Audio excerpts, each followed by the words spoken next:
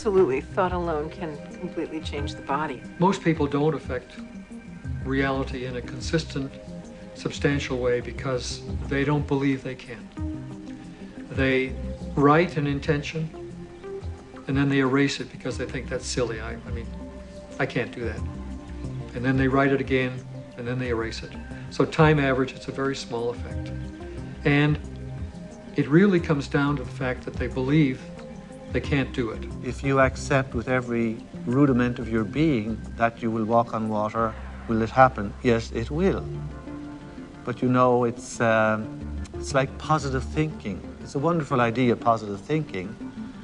But what it usually means is that I have a little smear of positive thinking covering a whole mass of negative thinking.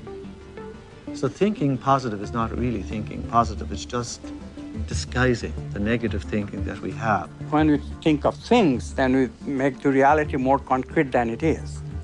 And that's where we become stuck. We become stuck in the sameness of reality. Because if reality is concrete, obviously I'm insignificant. I cannot really change it. But if reality is my possibility of consciousness itself, then immediately comes the question of how can I change it? How can I make it better? How can I make it happier? You see how we are extending the image of ourselves?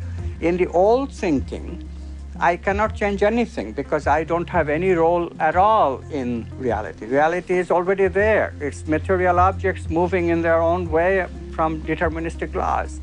And mathematics determines what they will do in a given situation. I, the experiencer, have no role at all. In the new view, yes, mathematics can give us something. It gives us the possibilities that all these movements can assume, but it cannot give us the actual experience that I'll be having in my consciousness. I choose that experience. And therefore, literally, I create my own reality. It may sound like a tremendous bombastic claim by some new agey without any understanding of physics whatsoever, but really quantum physics is telling us that.